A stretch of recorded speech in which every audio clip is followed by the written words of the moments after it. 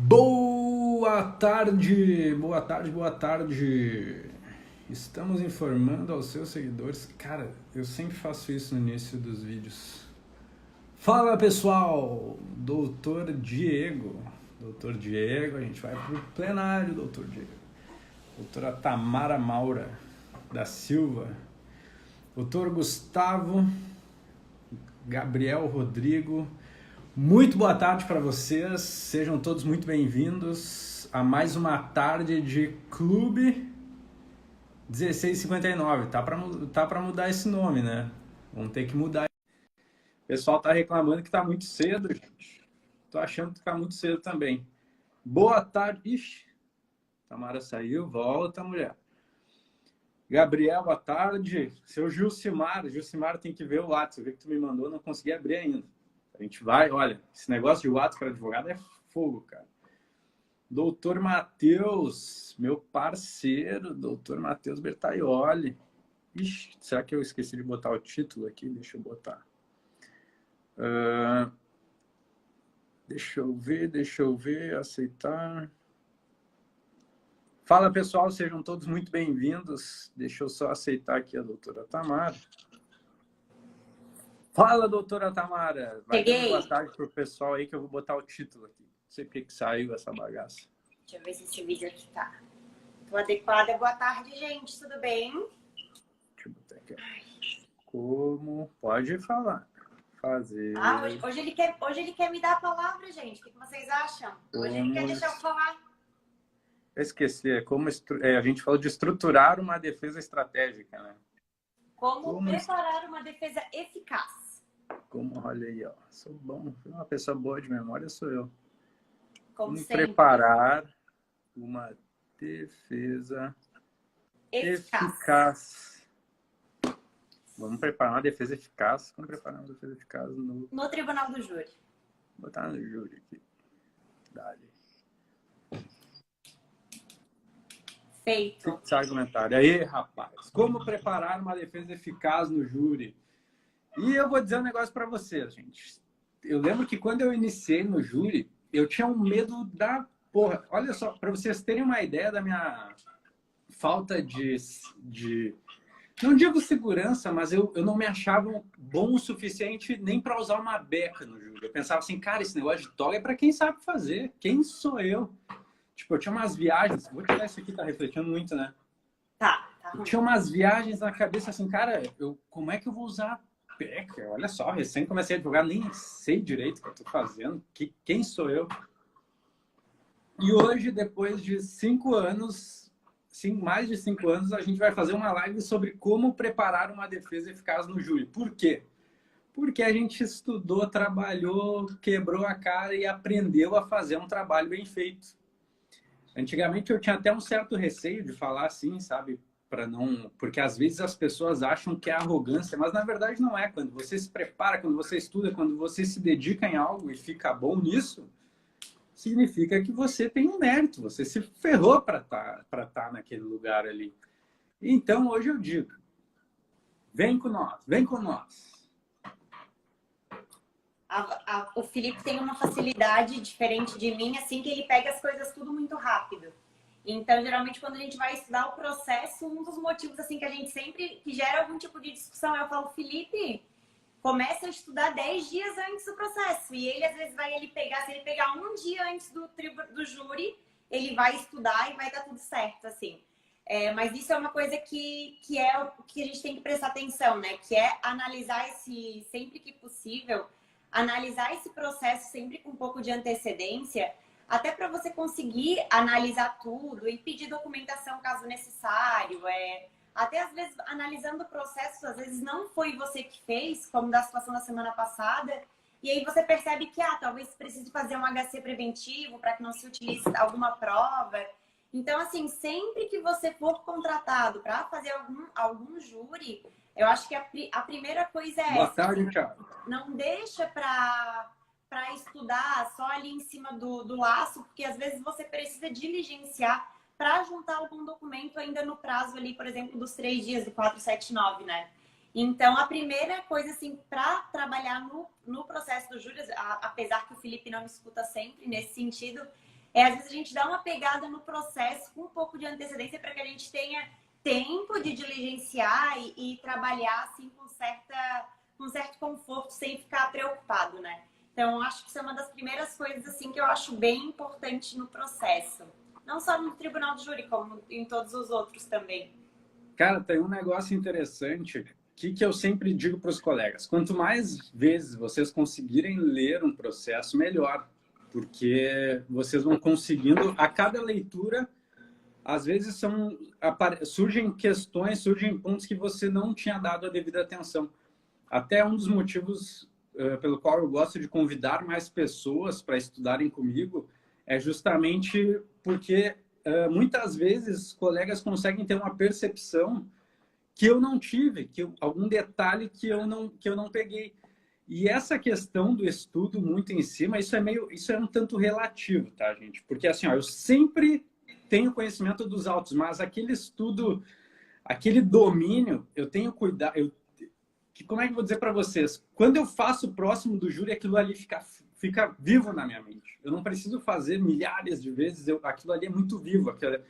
O júri ele se desenha de uma maneira que eu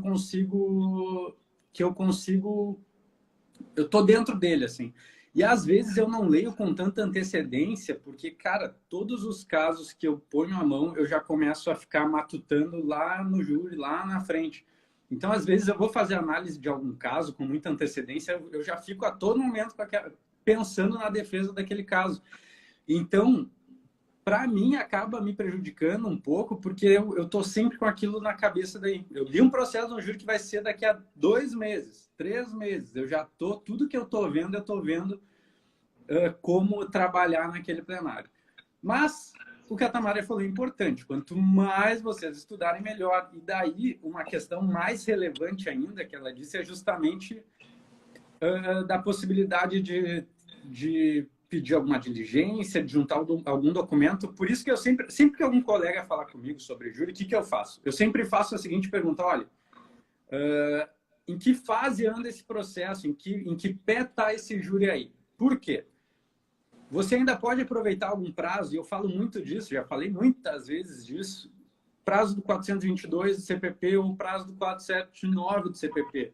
Que prazos são esses?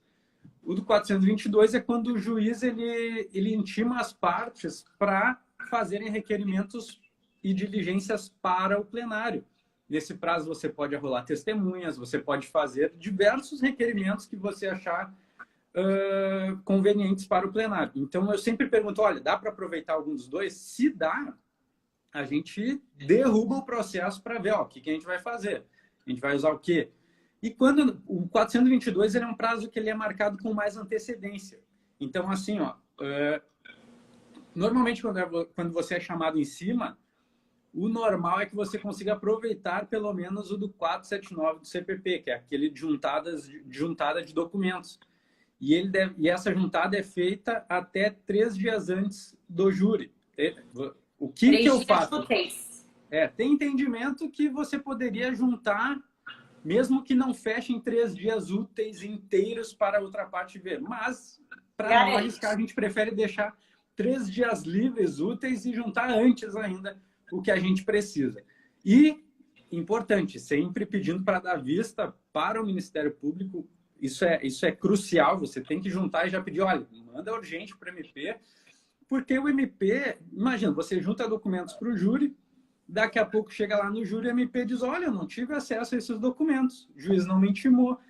E daí ele tem um belo motivo para anular o julgamento ou para, de repente, nem sair esse júri. Daí pensa, você está com tudo alinhadinho, juntou no prazo correto, mas não pediu para intimar o MP. O juiz, ele deve intimar o MP. Só que, às vezes, vocês sabem como é. Esqueceu, daí quem se ferra depois é você que está com tudo preparadinho para o plenário. E o pior, podem ser impedido de usar isso em plenário, né? Às vezes não é redesignado, mas impedido. Precisa fazer, mas sem se utilizar daqueles documentos. O que acaba sendo ainda pior, né? Então, isso tem que ficar atento. E até ali o que a gente estava falando dos documentos... às vezes o teu cliente ficou preso durante o processo. O que a gente gosta de fazer?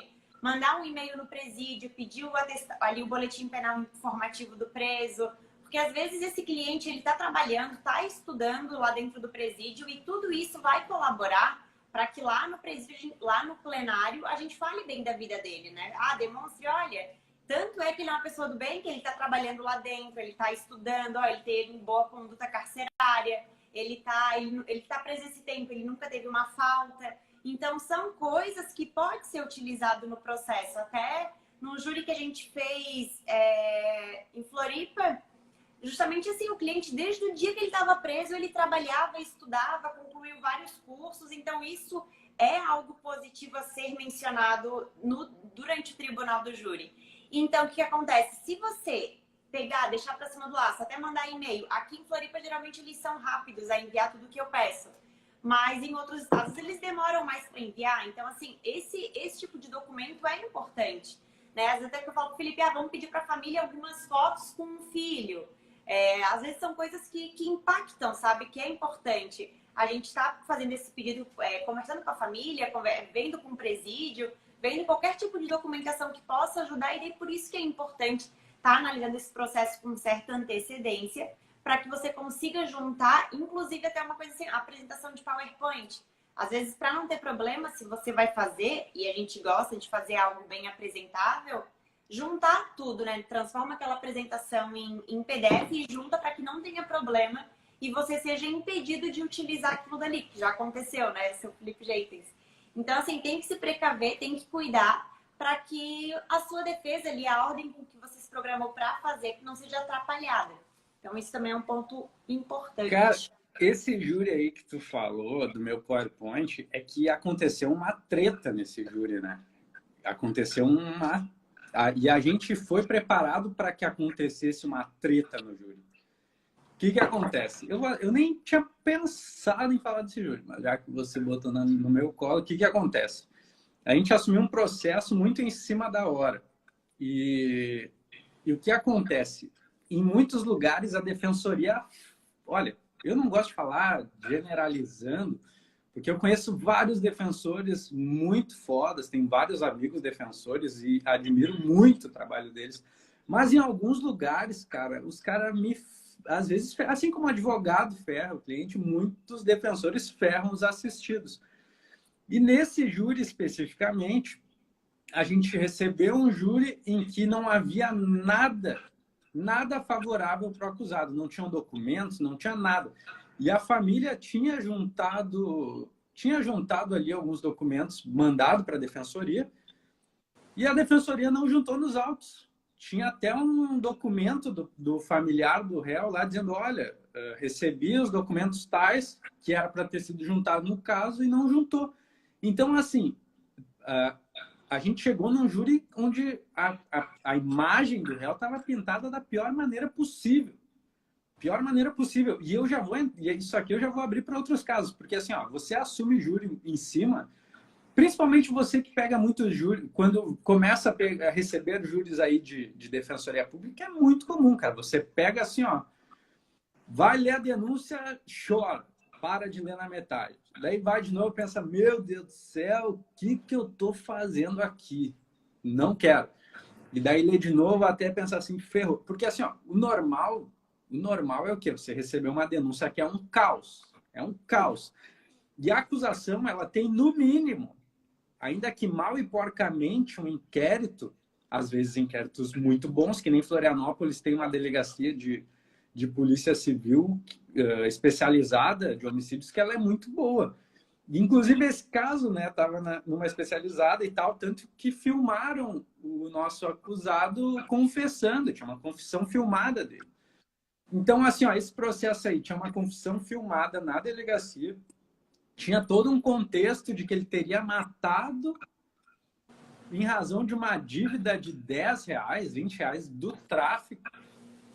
Tu lia aquela denúncia e pensava assim, meu, esse cara ele é o bandidão da capital, né? Mas quando você vai ver o cara lá, sabe, um coitado. Que ele era um coitado. Eu pensava assim, meu Deus, né? Como é que a gente vai chegar assim no júri? Então conversamos com a Tamara e disse, olha, não tem prazo para juntar mais documento, mas o que eu vou fazer? Até eu nem vou deixar a live salva depois de falar isso para não dar treta. que eu vou fazer? Vamos juntar esses documentos. A gente já tinha juntado, né? A juíza tinha negado, eu acho, em razão do prazo, mas a gente não tinha prazo. Juntou os documentos, juntou foto dele com a família, juntou certificados de curso, juntou carteira de trabalho. Ele trabalhava um monte, várias fotos Aquele dele guri de era um trabalho. guri... Cara, aquele guri era um guri bom. Aquele guri era um guri gente boa, gente fina, trabalhador, estudioso, guri dedicado. Mas não tinha nada disso dentro do processo dele. E daí pensei, meu Deus, vamos fazer o seguinte, vamos juntar, o juiz vai negar, eu vou conversar com o promotor por questão de lealdade, eu fiz isso no dia do júri.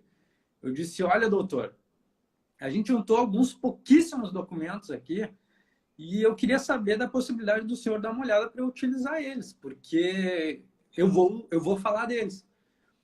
Então o promotor, ele diz, doutor, aí fica complicado, né, porque é difícil, né? Ele foi um pau no cu lá, não deixou. E por que eu digo isso? Porque isso já aconteceu comigo de uma forma muito pior. Eu fiz um júri que a promotora me vem com uns 3 anexos lá, mais de 1000 páginas. Do nada, que eu nunca tinha visto no cartório, nem tinham me alcançado, era um processo físico. E eu ainda falei assim, eu consegui nem ata, mas eu vou ver esses autos e vamos tocar ficha, vamos falar, fala dele aí, que eu vou dar uma olhada, se eu achar que tá tudo bem, a gente pode tratar dele no processo. O que eu fiz? Eu li, usamos no júri. Fiz algo muito mais arriscado do que ele ler meia dúzia de páginas e não se apegar. Só que daí, o que acontece? Ele se apegou e fez todo um discurso. Sabe como é que é, não sei o que. Tá, beleza. Mas eu estou dizendo para o senhor que eu vou usar. E o que acontece? Esse júri, ele podia... Na minha cabeça, o que poderia acontecer? Eu ia falar, esse júri ia ser suspenso, o juiz ia parar o júri, suspender, está suspensa a sessão, que o senhor está fazendo não pode fazer. E eu pensei, bom, tudo bem. Na minha cabeça eu pensava assim, bom, esse júri vai ser remarcado, eu vou juntar esses documentos com prazo e está tudo certo. A questão ali era, qual que era? Eu me tirei de cena, por exemplo, assim, o problema ali não era eu ficar bem com o juiz, ficar bem com o promotor, ser um advogadozinho legal. A questão ali era que a gente tinha que fazer pelo réu. Aquilo ali tinha que ser feito pelo réu. Ele tinha que ter a oportunidade, senão ele ia se ferrar. Ele ia se ferrar se a gente não tivesse feito.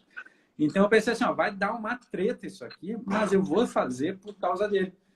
Então a gente fez, daí deu um bolo. Foi, acho que um dos piores júris que eu fiz. Deu uma cagança lá, de discussão de promotor e comigo. Gente do céu, aquele dia eu queria... Foi uma merda. Mas o que aconteceu? Não, e daí... Pode falar. E vocês imaginem, né? O Felipe já fez trocentos júris. Então, ali o promotor chegar para ele e falar, olha, o juiz falar, não vai poder usar o PowerPoint. Tá, tudo bem, ele se virou. Mas imagina se isso acontece com você no primeiro, no segundo, no terceiro júri e você vai preparado com o PowerPoint, com a sua apresentação e chega na hora e eles dizem que você não pode usar. Então, assim, se prepare para o pior. Por exemplo, se der algum problema, eu consigo fazer sem, né? Você tem que ir preparado para isso. Porque se você... Imagina, você está ali no meio da fala, coloca o PowerPoint. Não vai poder usar. Se você não tiver nem cogitado que isso poderia acontecer, acabou a tua linha de pensamento, né? Tu pode ficar nervoso, pode acontecer e você não vai continuar mais fazer aquela defesa tão bem quanto faria. Então, assim, juntem com antecedência, mas ainda que juntarem, tipo, vão preparados para que se caso acontecer, der algum problema, até uma coisa que é importante, coisas que a gente coloca no PowerPoint, salva a página. Por exemplo, tem um boletim de ocorrência que está no PowerPoint.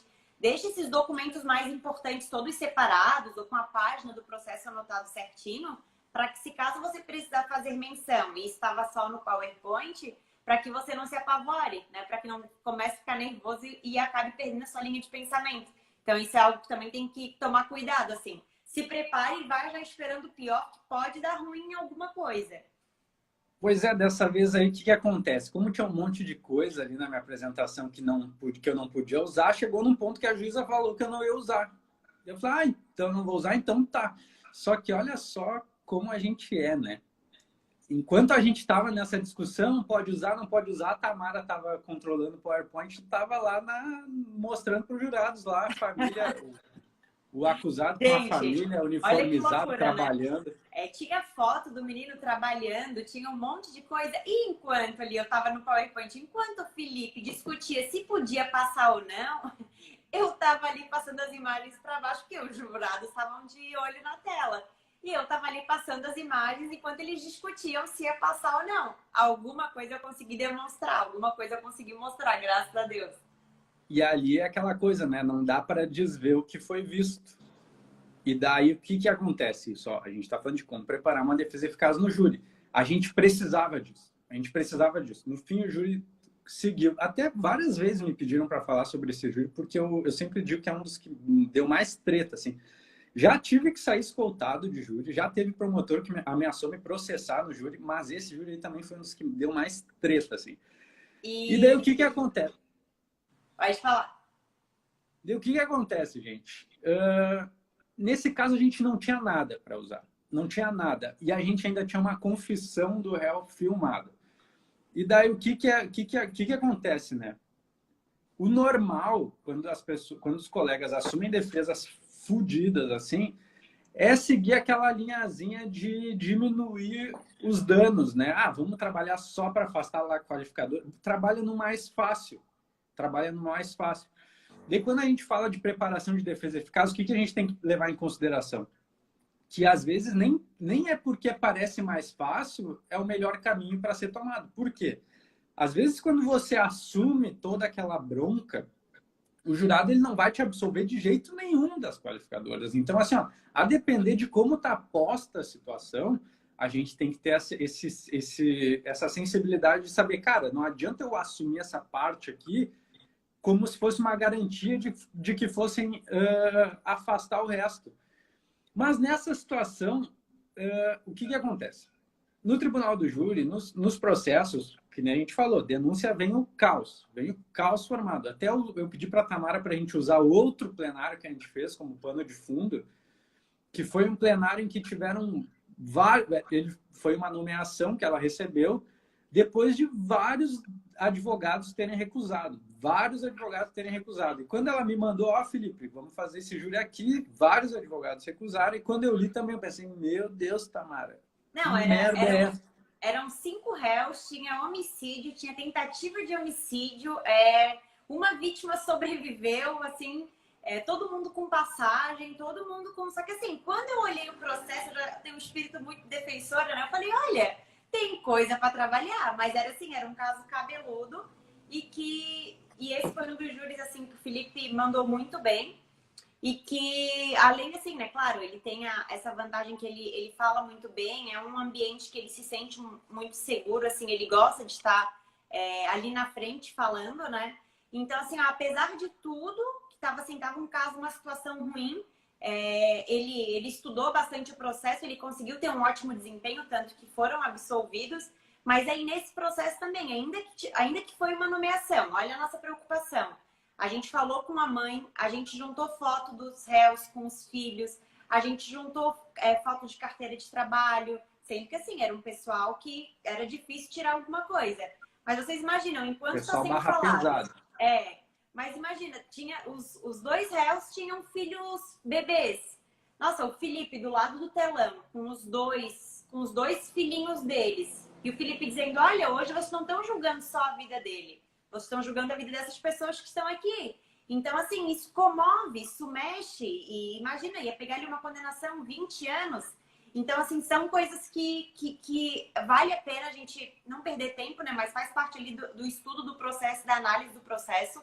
É tu tirar um tempinho para, olha, pede para a família foto, o que pode ajudar. Isso em todos os processos, né? Eu sempre procuro fazer... Mas até olhar nas redes sociais, às vezes, da pessoa, às vezes tem algo que possa beneficiar o teu cliente, que possa ajudar o teu cliente. Isso é importante, porque isso traz um pouquinho de humanidade para o cliente, sabe? Não é só... Pô, tá todo mundo... Nesse júri, estavam assim, ó, os 5 sentadinhos, todos morenos, cabeça raspadinha. Negros, sabe assim, ó... Negros. Negros. Uns morenos e outros negros, né? E assim, ó, tudo parecidinho, sabe? Então, assim, para fugir daquele padrão, olha, a gente tira essa cara deles e dá um nome, dá uma família, né? Tem filho, tem um histórico. Porque senão as pessoas têm aquela ideia de, ah, tá ali, fez alguma coisa, é bandido e vamos condenar. Então, tu tem que trazer isso para o júri, assim, humanizar eles, isso é importante. Eles foram para esse júri condenados. E agora a gente vai falar o que está por trás disso. O que está por trás de conseguir resultados excelentes em casos ferrados. Não que isso seja a regra do júri, ele não é excelente porque eu disse que vai ser. Nosso trabalho, ele foi. Mas mesmo assim, às vezes pode ser, o resultado pode ser diferente. Eu digo assim, ó, de você ir preparado para fazer o melhor possível. Como eu falei, depende muito de onde você começa a sua atuação no processo. E em casos de tribunal do júri, em casos normalmente que vêm da defensoria, que às vezes é difícil ter qualquer coisa que possa beneficiar o acusado, o que a gente faz? Eu sempre digo para os colegas o seguinte, olha, num primeiro momento a gente tem que pensar na coerência da tese, né? Por exemplo, o que está sendo falado desde o começo do processo? O que está sendo falado desde a investigação? Porque é muito difícil você mudar totalmente uma linha de raciocínio, tanto de estrutura de defesa quanto de versão do acusado, sem que isso pese negativamente em relação ao jurado. Porque, às vezes, por exemplo, você está trabalhando desde o começo no processo, chega no júri, muda a versão do cliente, sendo você ainda o defensor, isso vai ferrar o processo. Eu tenho um artigo que eu escrevi sobre os dois principais elementos de coerência que você tem que prestar atenção no júri, é isso. Uma em relação à versão do acusado e outra em relação à atuação da defesa. Mas quando você assume um processo que é feito por outra defesa, aí muitas vezes você consegue mudar totalmente a linha de raciocínio. Mas você vai ter que demonstrar o porquê que aquela linha defensiva estava errada e mostrar onde é que pesa. Onde é que você tem que mostrar para os jurados de forma que isso fique lógico, de que não pareça simplesmente uma conversa fiada. Nada que você alegar sem fundamento vai ser levado em consideração. Você pode ter uma história muito boa, mas você precisa fazer com que essa história tenha embasamento nos autos. Às vezes, e aí vem uma questão muito relevante. Por exemplo, às vezes, o jurado, você tem um processo lá em um procedimento que já tem 10 mil páginas. O jurado ele não sabe o que ocupou 5 mil páginas desse processo, uma perícia gigantesca que confirma tal coisa de 30, de 200 páginas e não sabe que, por exemplo, um boletim de ocorrência é normalmente um parágrafo ou dois. E é parte do trabalho de defesa fazer com que esses pequenos trechos se tornem algo muito grande perante os jurados. Eles não sabem o que ocupa pouco espaço ou muito espaço dentro daquele imenso processo. Então, quando a gente tem esse poder de enfatizar detalhes e mostrarem ele e colocar eles para os jurados como se eles fossem questões cruciais, como se eles fossem questões determinantes dentro de um processo. Então, algo que é fundamental, nada que é visto num primeiro momento, e se você vê assim, você vai mudar essa visão a partir de hoje, nada no processo é mero detalhe. Nada no processo é mero detalhe. E eu teria N exemplos para mostrar para vocês como isso se aplica. Eu lembro uma vez de um júri em que a prova também estava toda contra o acusado, mas tinha uma versão da vítima que ela disse assim, eu conversei com a minha esposa disse que eu estava viajando. Foi um trechinho assim que ele falou. A esposa dele nem veio para o processo para se manifestar em relação ao caso, mas o que acontece? Estava documentado. Está documentado, é prova. Eu disse, olha, isso aqui vale tanto quanto qualquer outra prova desse processo. Isso aqui é uma versão, é um relato indireto de uma outra testemunha, que ela não veio para o processo em razão de... Mas está aqui. E é o seguinte, a gente mostrou aquilo como algo muito grande. Nesse caso, por exemplo, desse júri de São José, né, Grande Floripa, tinha um contexto muito ruim, acusados tinham antecedentes, e era muito ruim para eles. Mas a gente ressaltou pontos que eles sequer foram observados no processo. Por exemplo, algo que é muito comum, gente, muito comum. O advogado ele assume um caso que tem uma investigação por trás, tem uma acusação do Ministério Público e ele trabalha partindo do pressuposto que aquela versão acusatória ela é verdadeira ou ela é uma versão que deve ser quebrada. Como é que eu vou explicar isso? Parte do pressuposto que você tem que... Parte do preço... Olha, é louco isso, mas parte... Por exemplo, vou ter que explicar dando um exemplo. Por exemplo, tem uma investigação do fulano de tal, desses clientes aí que a gente atendeu. Ó, a testemunha disse que era ele, a testemunha já conhece ele e tal, teve reconhecimento, teve isso, teve aquilo. Então, todo o processo de anos de duração foi levado como se ele era, como se o João fosse o fulano que está sendo tratado ali nos autos. Mas olha que olha como parece besteira, mas ninguém no processo inteiro sentou na frente do João e disse, olha, o João que eu estou falando, que eu falei em todos os meus depoimentos, o João que eu disse que eu conheço, o João que me sequestrou, o João que matou meu marido, é aquele ali, ó. Apontou e disse, ó, esse aqui. É um reconhecimento que nunca foi feito. Então, assim, ó, eu lembro que nesse júri os colegas advogados chegaram e falaram para a gente, olha, tá difícil para vocês, hein? E eu olhava para a Tamara e falei, olha, Tamara, para mim, eu não entendo isso, porque às vezes para mim parece tão simples que isso aqui não foi feito e é determinante e ninguém enxerga o que está acontecendo. Gente, nesse foi o júri que o Felipe, eu acho que ele estava mais assim, concentrado no júri, assim. Naquele júri eu falei, olha, vai dar boa. E foi o júri assim que ele saiu muito bem e tava todos os advogados falando assim, ó, não, né? Os clientes de vocês estão ferrados. E quando o Felipe começou a falar, tava todos os advogados assim, ó, porque tinha muitos advogados, tava assim, ó.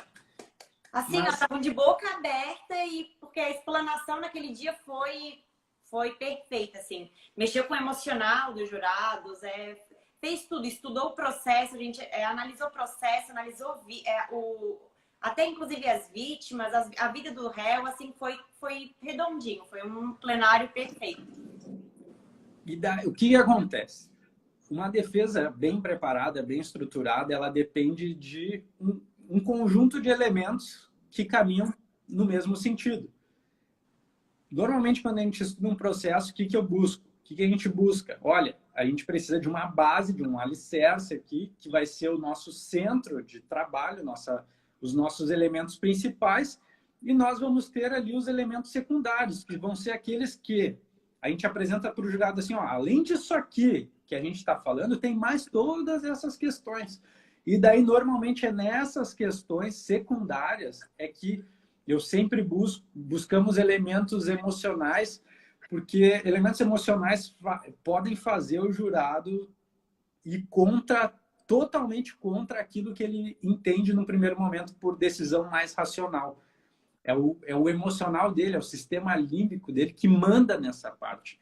Então, assim, ó, você tem uma base com coerência, uma base com lógica, você explica o porquê o seu cliente não deve ser condenado em razão disso e disso, que está no processo, que está tudo ali comprovado, e depois faz esse apanhado que engloba mais questões para envolverem ele e fazer com que ele caminhe nesse sentido.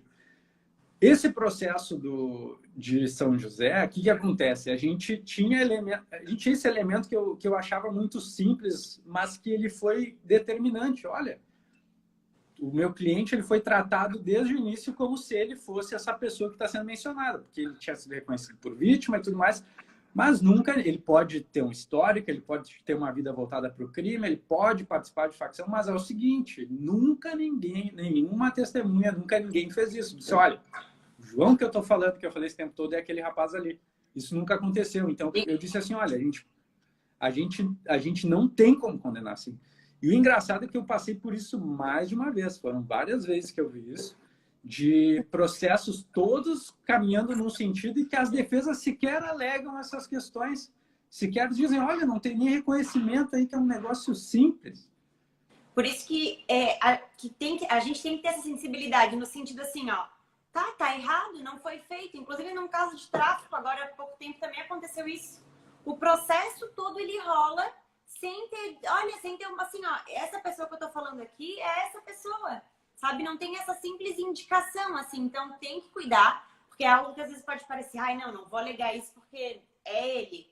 É Mas muito assim, simples, né? o que eu tô dizendo assim, não Parece muito simples. é algo muito importante que vai ser determinante na defesa. Então, assim, quando for analisar o processo, olhem de fato, sabe? Se atentem a possíveis nulidades, se atentem a possíveis falhas, porque isso vai ser importante. E às vezes dá aquela olhadinha só superficial.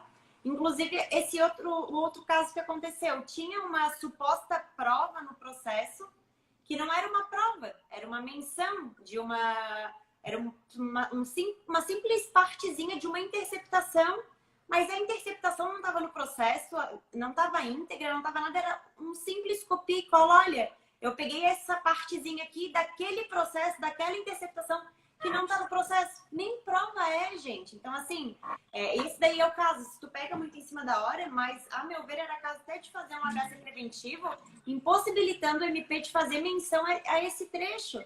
Porque, imagina, a defesa não teve acesso à integralidade da prova. Então, assim, são coisas que tem que prestar atenção, ainda que você, talvez ali no começo você fique meio receoso de se indispor com o magistrado, de se indispor com o Ministério Público, mas são coisas que tem que se atentar, porque vai fazer diferença ali na hora de estar fazendo a tua defesa. Ainda que fosse nomeado, ainda que tenha recebido pouco, mas assim, independente, faça pelo seu trabalho para que você consiga trabalhar bem, né? Faça pelo cliente, mas para na hora ali você ter elementos. Então, fique atento a essas coisas, porque passa despercebido por muita gente. Vocês ficariam impressionados em saber. Né? Igual que esse júri de São José já tinha passado uns 10 advogados no processo. Então, assim, ninguém são lê, detalhes, cara. Ninguém lê processo. lê. Fico impressionado com isso. Então, se a gente fala tanto do juiz, do estagiário que não olhem os processos, a gente, como advogado, não pode ser mais um que vai passar os olhos no processo de forma superficial, sem se atentar a essas coisas, né? Então, prestem atenção nisso. O Felipe falou de duas coisas que eu quero fazer um parênteses ali, o Felipe gosta de trabalhar com mais outra pessoa no tribunal do júri para ter um outro olhar, né? E isso também aconteceu, acho que foi no outro júri de Floripa, que eu ouvindo os áudios da audiência de instrução, eu falei pro Felipe, nossa, esse áudio aqui é muito bom para passar. Dá um ar do que a vítima não se sentiu ameaçada, que realmente não teve uma ameaça verdadeira. E ele falou, olha, não tinha prestado atenção nisso. Então, às vezes, um outro olhar para olhar o processo, para ouvir os áudios e dizer, ó, esse ponto aqui eu acho importante, esse ponto aqui, trocar umas figurinhas, porque às vezes tu consegue ter uma visão mais clara e ter uma melhor atuação, uma defesa mais eficaz, tendo uma dupla, né, para te conseguir conversar e falar sobre o caso. Esse é um outro ponto. E o Felipe falou sobre a vítima. Uma coisa que a gente também gosta de fazer é dar uma investigada na vida da vítima. Não estou dizendo que a gente vai humilhar a vítima, não é nada disso. No caso de um júri que a gente fez em São José, essa suposta vítima, ela já tinha ameaçado, feito uma acusação falsa do réu que tinha estuprado ela. E aí, após isso, veio essa tentativa de homicídio. Pesquisando sobre a vida dela, e por que eu pesquiso? Que eu busco, às vezes, um padrão. Pô, já tinha acusado ele falsamente uma vez. Eu fui olhar o histórico dela, tinha um monte de processo em andamento de estelionato. Pessoas dizendo nos depoimentos, dizendo que ela era uma atriz, que ela se fazia de coitada, que ela chorava quando prestava o depoimento. Então, imagina, se ali no depoimento do nosso cliente ela fez tudo isso. Ela chorou, né? E alguns pontos falam, olha, o que ela tá fazendo aqui, além de ela já ter acusado o acusado de forma falsa uma vez, tem 5 processos de estelionato que ela repete, que ela tem um padrão de choro, de atriz e tudo mais. Então, assim, é importante também sempre dar uma olhadinha na vida da vítima, em processos em andamentos. Eu olho o Facebook, eu olho tudo que eu puder, às vezes não tem no site do tribunal, tenta puxar no Jus Brasil. Sempre vai ter algum rastrinho, alguma coisa da vítima que às vezes pode ser útil para você usar no plenário. Então, assim, pesquise tudo que puder, porque certamente vai ajudar. E esse plenário foi o plenário que ali os processos da vítima foi algo que também foi bem importante, assim. É verdade. Então, assim, o que a gente já falou que é essencial para preparo de uma defesa eficaz? Dá para aproveitar algum prazo ainda? Prazo do 422 ou prazo do 479, que na minha opinião são os prazos mais importantes para a preparação do júri. Quando você já não está mais... quando você não trabalhou na instrução, por exemplo, ou até para quem trabalha tem que prestar atenção nisso. É importante levar testemunhas para o júri quando elas quando elas têm algo a acrescentar, e a depender da situação, até levar testemunha abonatória, a depender da situação, até levar testemunha abonatória, porque às vezes é a única coisa que você tem, e às vezes explorar isso pode ser favorável. Então, assim, ó, prazo, dá para aproveitar algum? Por quê? Porque se a gente puder juntar documentos, indicar testemunhas, fazer esse movimento para o júri, ele é extremamente importante. Por que a gente fala isso? Porque, olha, juntar comprovante de trabalho, juntar foto de família, o que isso faz? Isso humaniza o réu. O processo penal, o procedimento criminal, ele é um procedimento que objetifica, que torna o acusado um mero objeto. O processo criminal, ele torna o acusado um mero objeto. O acusador trata ele como um mero delinquente, um mero animal. E a defesa tem esse trabalho de mostrar outra face, embora isso não tenha relação com a prática ou não de um delito. E isso é muito importante porque no tribunal do júri, os jurados sim julgam as pessoas. Eles olham para o réu, julgam o réu pela cara do réu. Eles olham a vítima, julgam a vítima pelo modo como ela se porta, como o modo que ela se portou durante a vida.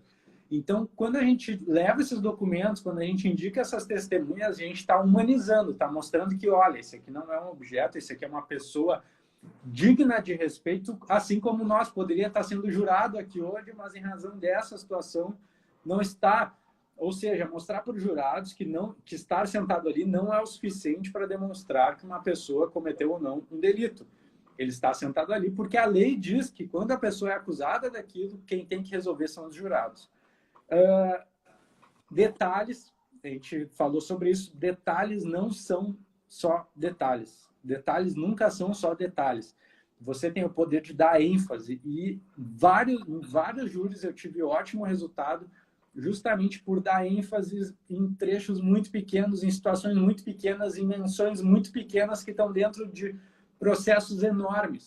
E foram várias vezes. E eu faço isso em todos os meus júris. É muito difícil eu não trabalhar num júri em que uma construção defensiva venha de pequenos elementos que eu utilizo, que são dos autos, porque são os autos que vão dar consistência para a tese.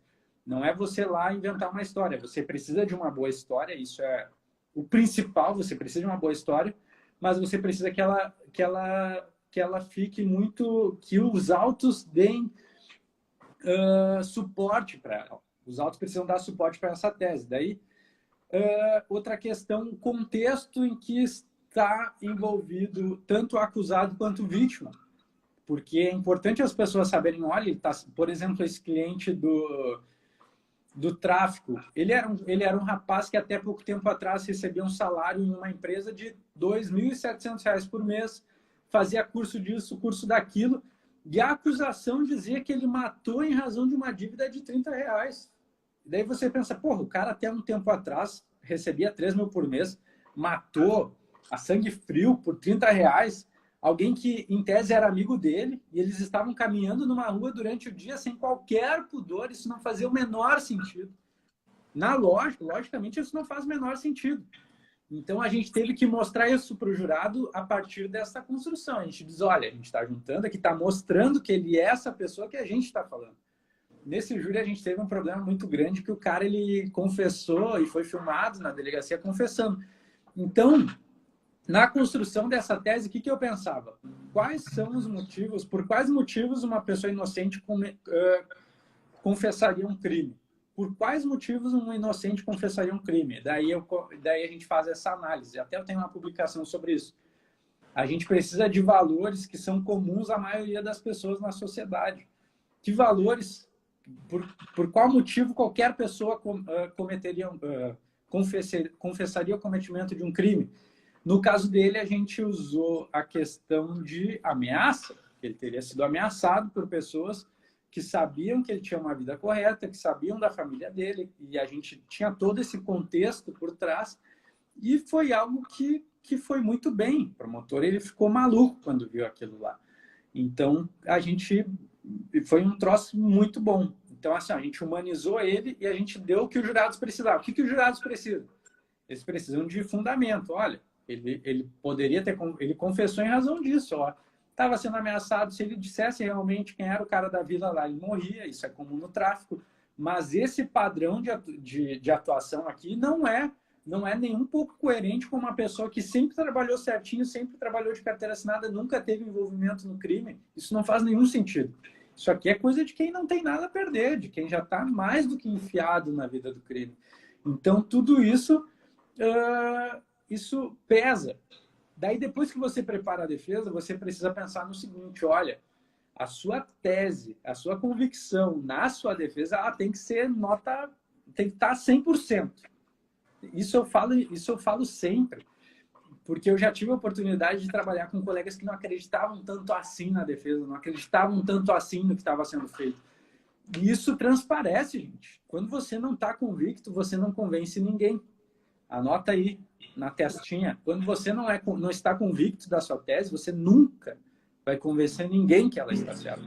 Você só convence quando você está convicto da sua tese. E eu vou te dizer mais. Você pode não, e eu não vou deixar salvo esse vídeo aqui. Você pode até não acreditar no acusado, mas você acreditando na sua defesa, você absolve, você faz, olha, você bota para quebrar. Então, assim, ó, convicção na tese de defesa, essencial. E outro elemento que a gente falou aqui. Não partam do pressuposto de que a tese acusatória é uma verdade absoluta. Tem colegas que montam toda uma defesa com base no que o MP falou lá atrás. Gente, a história do MP é uma história de acusação com base nos elementos lá do inquérito, das provas. Mas você, com esses mesmos elementos, você pode fazer uma versão tão superior quanto a versão do MP. Então, você não precisa fazer você não é obrigado a fazer uma versão defensiva com base no que o MP apresentou. Você pode apresentar uma tese, uma versão totalmente diferente, lastreada nos autos e tão convincente quanto a versão do Ministério Público. E bater de igual para igual, não como inferior. A sua tese só é inferior porque você não acredita nela. A partir do momento que você acredita nela e tem convicção, ela cresce e ela engole a tese ministerial. Até sobre então, assim, ó, essa questão de convicção, né? Às vezes, o que aconteceu contigo, né, Felipe? Que o Felipe tinha já armado mais ou menos toda a tese de defesa na cabeça e o cliente não quis seguir aquilo dali. Então, e o Felipe ficou com aquilo, matutando. Putz, não, queria fazer a minha. Falei, olha, né, fazer o quê? Mas se o cliente decidiu assim, até por questões religiosas e tudo mais, vamos ter que trabalhar assim. E chegou no dia do júri, o cliente falou, não, vou fazer a tua.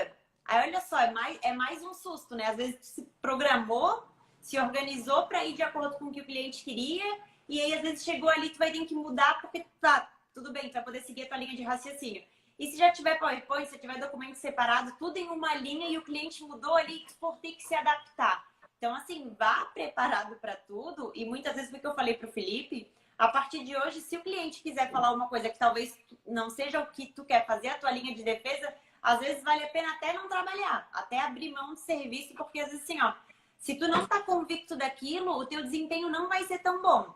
Então, tu fala pro cliente, olha, ou a gente vai seguir essa linha aqui conforme as provas do processo, porque se for para falar isso que tu quer, o meu desempenho não vai ser tão bom, minha convicção não vai estar legal, e aí eu sei que lá na frente eu não vou ter o melhor trabalho que eu poderia dar. Então, às vezes, é uma coisa que tem que analisar, ver se vale a pena você fazer ou não, né? Esse cliente, ele se ferrou sozinho, né? Porque eu levei para ele, eu falei, cara, aqui, ó, tá, essa aqui vai ser a tua defesa, e assim, ó, se existe chance disso aqui ser resolvido, é assim, lembra que eu fui lá, e daí o cara, ele disse que o cara conheceu Jesus lá na cadeia, eu quero confessar porque eu tenho que não sei o que. Eu falei, porra, cara, tem chance da gente trabalhar isso aqui? Não, mas é que a minha consciência, não sei o que. Eu falei, puta que pariu. Eu fiquei 1h30 tentando convencer o cara que a minha tese era a tese que a gente tinha que usar. E daí eu pensei assim, porra, né, meu, mas é uma convicção religiosa e tal. Eu falei, cara, eu vou continuar no caso por causa disso. Ele não estava dizendo qual ia ser meu trabalho, ele só queria assumir um erro que ele tinha cometido. Então eu pensei assim, cara, eu não posso deixar ele na mão por causa disso. Só que eu falei para a família dele, ó, gente, infelizmente vai ser assim, mas vamos trabalhar com isso. Eu odeio ficar condicionado. Eu odeio que o meu trabalho seja condicionado. Porque eu sei que o meu potencial ele é cortado ali. Mas daí eu fiquei numa tristeza, numa deprê nesse pré-júri. Eu falava pra Tamara, puta que pariu, cara, não acredito. Daí eu falei pra família dele, você tem que convencer esse cara. Eu não consegui, você tem que convencer. No dia do júri, o infeliz me chega na cela e diz, doutor, conversei com meu pai, acho melhor a gente ir pelo sua linha de raciocínio. Eu pensei, meu Deus, cara, esse cara aí tá... Não é assim que funciona, né, gente? Porque o que acontece? Eu tive que fazer toda uma construção em outro sentido. E a Tamara trabalha comigo, ela sabe como é que a gente faz o nosso trabalho. A gente estuda todo o processo, separa a prova, separa a documentação, discute, faz isso, faz aquilo. Depois eu dou um tempo dos autos e fico só olhando para as estrelas, pensando na maneira que eu vou fazer os jurados irem comigo. Por quê? No final de tudo isso que a gente faz, o nosso trabalho é convencer os jurados. A gente faz tudo isso para quê? Para convencer os jurados. Não basta dominar processo, não basta dominar a prova, você tem que convencer os jurados. Para convencer os jurados, não basta você ser inteligente, não basta você ser muito foda, você tem que saber persuadir. Você tem que saber utilizar gatilhos emocionais, utilizar elementos de lógica e você tem que saber conversar. Você tem que carregar aquele jurado contigo. Então, depois que tudo isso está construído, não é simplesmente chegar na hora e voltar para a tese anterior. Mas eu disse para ele, olha, cara, eu vou pensar, mas e eu fiquei assim, ó, eu fiquei perdidaço nessa hora, porque eu pensei, cara, porque eu já tinha na cabeça que a primeira tese era a tese que ia resolver. Mas daí eu sentei e pensei, mesmo, agora não dá. Não dá porque eu já bati na minha cabeça um tempão para mudar isso daí. Eu já tô convicto no outro lado. E daí, no fim, isso acabou influenciando no trabalho. Não foi um trabalho... Foi um bom trabalho, mas eu senti... Não tem como... A Tamara trabalha comigo, ela é a pessoa mais crítica em relação ao meu trabalho. Ela sabe quando poderia ter ido além. Tem muita gente que me vê atuar e diz, pá, cara, que legal, muito bom, mas a Tamara, ela sempre diz, cara, podia ter sido melhor, podia ter preparado mais, podia ter feito isso. Eu acho isso muito louco, né? Todo mundo, pá, que legal, parabéns, não sei o quê. Eu olho para a Tamara, ela sempre tem um dedo para uma crítica. Que teve um júri que ele não, assim, né, que eu falei para ele, olha, podia melhorar nisso e nisso aqui. E aí, nesse júri de São José, foi meio que para ele, assim... Tipo, para ele me mostrar agora, então tá, tu queres melhor, então vou te mostrar. E nesse de São José, eu fiz umas promessas e tudo mais para ele, né? E assim, ó, foi um júri exemplar, só que eu sempre falo, olha, nesse ponto, até nesse júri que teve problema com o Ministério Público, que daí às vezes ele se exaltou um pouquinho, mas a gente não gosta muito desse bate-boca, porque fica feio e tudo mais. Então eu digo, olha, até coisas para vocês prepararem, dependendo da linha de plenarista que vocês querem seguir, é saber que às vezes pode ter um embate, mas eu, até não só como advogada, mas como quem está assistindo, eu não gosto dessa, sabe, desse bate-boca, desse aumento de voz, desse desrespeito. Eu me sinto desconfortável e às vezes eu percebo que os jurados também ficam. Então, assim, a provocação do Ministério Público, geralmente ela vai vir. Então, é outra coisa para você também ir preparado. Sabe, você quer agir com a mesma grosseria, você quer agir, né, aumentando a voz, né? Ou você quer fazer com educação, assim, é uma linha que a gente prefere seguir. Então, são coisas que tu tem, quando for plenário, tu tem que saber, que linha eu quero seguir. Eu vou entrar na onda do Ministério Público, eu vou para lá para rebater tudo que o Ministério Público falou, eu vou seguir a minha linha. Então, assim, tem que ter algumas coisas que você tem que ter na cabeça do que vai fazer no dia para você não se perder. E é claro, ali a mudança de tese, imagina, o Felipe, quantos júris que ele já fez. Mas imagina você, às vezes, chegar lá e ter uma mudança de tese na hora, né? Então, assim, algo... Vai embora, não dá pra fazer.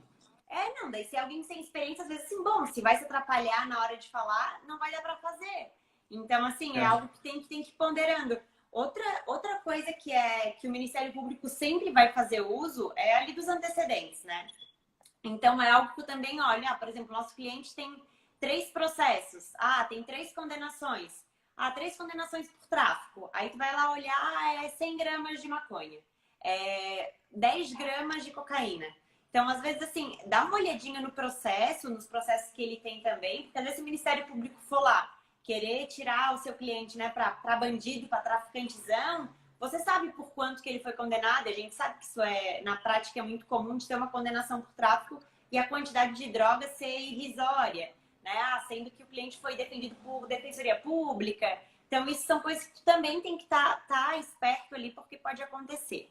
Uma outra situação que eu sempre analiso, e por isso que eu peço sempre para o presídio o boletim penal informativo e tudo mais, é porque, às vezes, lá na hora da sentença, dependendo do tempo que ele cumpriu, ele já poderia ser liberado.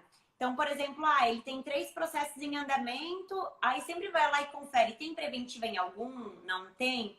Quanto de pena ele cumpriu? Vamos com esses dados, porque às vezes ali na hora de dar sentença, o juiz ele não vai olhar. Mas aí eu sempre faço já mais ou menos um cálculo da pena que ele pode pegar e se ele já poderia ser solto no dia. Então, assim, às vezes tu já olha isso antes de ir, porque às vezes o teu cliente, com uma simples, né, prestar um pouquinho mais de atenção, o teu cliente pode ser solto no dia. Então, isso também é importante. Cara, solto no dia... Deixa eu só fazer uma observação. Nesse júri, inclusive, teve um cara que, para mim, isso foi inédito. Até eu não sei se vocês já viram isso. Diz aí para eu saber. O cliente foi absolvido e o advogado conseguiu que o juiz mandasse ele para casa já do júri. Isso no Brasil eu nunca tinha visto, porque normalmente eles querem que aconteça toda aquela burocracia, né? Não, volta para o presídio, vai lá o comunicado, ganha o alvará de soltura para depois ser solto lá. Sim. E o cara foi solto no júri. Eu pensei, cara, que louco isso. Ele não tinha Vamos nenhum processo, sempre, o advogado conversou com o juiz, mostrou que não tinha nenhum processo em andamento e o magistrado liberou, até porque era de uma outra cidade, né? E o advogado estava indo para essa outra cidade, então assim, o magistrado liberou. Mas é claro, não é comum, né? Geralmente eles vão para o presídio, porque o juiz não quer se responsabilizar por nada, para daí o presídio ver os processos que estão em andamento, para daí decidir se libera ou não. E... Quem aí tem defesa em andamento para fazer júri? Quem aí quer entrar para a gente discutir a defesa de vocês? Rapidinho. Quem aí tem defesa para fazer? Duas coisas que tem que também, rapidinho para falar. Sempre no júri, prestar atenção na roupa, né, do seu cliente. Às vezes no presídio eles mandam, mas assim, já se antecipa e pede para a família uma roupa para levar no dia, porque às vezes eles dão qualquer roupa, uma roupa velha, uma roupa de qualquer jeito. Então, sempre peça para a família uma roupa mais apresentável para dar para o cliente no dia do júri. Isso é importante. E quando você chegar, principalmente assim, quem está fazendo os primeiros e que não pôde acompanhar, porque eu pude acompanhar muitos júris, assim, então é essa prática aqui para estar te preparando. E mesmo com a gente aconteceu. Da entrada do réu no júri, né? Por conta das algemas. Então, assim, quando chegar... Olha ali. João Paulo, primeiro júri... Ô, João Paulo, entra aí com nós, vamos falar desse teu júri. Manda aí, convida, não sei mandar. Manda aí que eu te boto aqui para a gente falar. Tá com dúvida? Vamos alinhar esse plenário. E nesse júri, o cliente, por conta do Covid, eles geralmente entram por trás, sem ser visto. A juíza determinou que ele entrasse, assim, sem avisar a gente, praticamente pelo meio dos jurados, com as algemas em cima da mão, assim. Na hora eu falei pra juíza, né? Doutora, a juíza falou pra mim, doutora, todo mundo sabe que ele tá preso. Gente, assim, é uma coisa que quando chegar, já fala com o juiz, fala, olha... O réu, né, como sabe, ele tem que entrar, né, ele não pode parecer de algemas. Então, assim, já leva não só as algemas, mas o marca-passo também no pé, sempre faz a solicitação para tirar, porque isso interfere sim. Então, assim, se atentem nisso e, claro, entrou com algemas, nesse caso a gente consignou em ata, mas a gente não anulou o júri porque ele foi solto e a gente teve um resultado muito bom. Mas seria um caso de anular o júri, sabe? Ele passou na frente dos jurados, com o bracinho lá em cima. Então, são coisas que tem que prestar atenção e tem que consignar. Não fica com medo de se indispor, porque vai acontecer, vai ter que fazer, né? Então, acho que esses são os principais pontos, né? Que, assim, para prestar atenção. Pode falar. Não, era isso. Gente, quem me mandou mensagem sobre a nossa turma da imersão, não tem mais como se inscrever, já acabaram as inscrições, até Tamara, se tu tiver com o link no teu perfil, já tira de lá urgente, Porque já começaram as aulas segunda, amanhã nós temos nossa primeira aula ao vivo com o pessoal. E para quem quer estudar, principalmente Tribunal do Júri, a única possibilidade de estudar comigo hoje está lá no link da minha bio, que é um material em que eu disponibilizo aulas semanais para quem quer pegar. Gente, isso tudo aqui que vocês viram, isso aqui não é nada. Isso aqui não é nada perto do que vocês têm que saber para ter uma defesa decente num tribunal do júri. Isso aqui não é nada, isso aqui é uma gotinha num copo d'água. Então, assim, ó, se vocês querem aprofundar o conteúdo, se vocês querem se dedicar mais, já que não pode entrar mais na imersão, deem uma olhada lá no link da minha bio, que tem um conteúdo especial para quem quer se aprofundar no tribunal do júri. Tá bom? Muito obrigado, doutora Tamara, pela sua excelentíssima contribuição. Excelente. Muito obrigado a vocês. O João Paulo correu. Eu falei, cara, tu tem vergonha de aparecer em live, tu não me vai pro plenário. Tem vergonha. O advogado não tem vergonha, cara. Até advogado pode ter vergonha, júri, né? Mas... Advogado de júri não tem vergonha, cara. Ô, gente, vocês vão bota isso na tua cabeça. A vergonha que eu passo com o Felipe, tá? Qualquer lugar. Se for uma celebração de, assim, ó, de um noivado de alguém que nem é tão próximo da gente. Ele diz, olha, essa pessoa pediu pra eu falar, eu falo. Eu falo. Ele tá sempre na espera de uma oportunidade de levantar-se e aparecer pra falar. Não é, cara. É que a gente que trabalha no júri, a gente tem que aprender a falar em todos os ambientes. A gente tem que aprender a falar para todas as pessoas. A gente tem que aprender a cativar as pessoas, a trazer elas pra gente. Porque isso tudo vai refletir lá depois no júri. Por isso que eu digo, eu sempre brinco, mas no fundo é uma realidade. Você que tem vergonha de aparecer, você que tem medinho, não por ter vergonha, apareceu aí. É sem vergonha, assim, não é bem assim também, né, Josimar? Respeito. Advogado de júri sem vergonha. Isso aí, Josimar, sem vergonha. Porque a gente tem que... Porque é um exercício. É um exercício. Hoje, eu me sinto mais à vontade de conversar. De conversar, não. É que a explanação com jurados virou uma conversa. Eu me sinto mais à vontade justamente porque virou uma conversa. Eu falando para os jurados o nosso ponto e por que o nosso ponto é o que se adequa mais. Mas isso é um exercício de postura na vida. Como você se coloca. Quando eu tenho vergonha, o que eu faço? Eu vou lá e tento fazer.